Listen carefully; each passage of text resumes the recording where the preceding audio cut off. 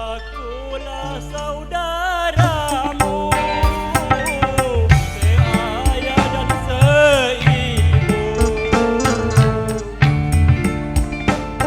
Mengapakah kau kini tiada mengenal lagi anak kandung sendiri?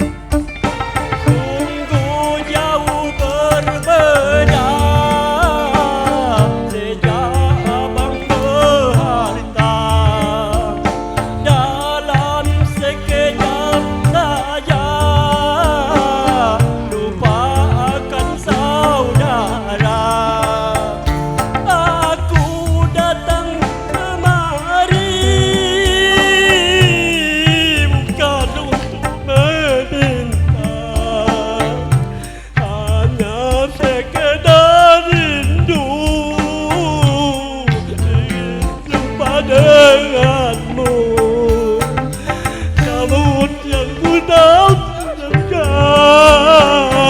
adalah penghinaan. Sungguh kejam dan tega.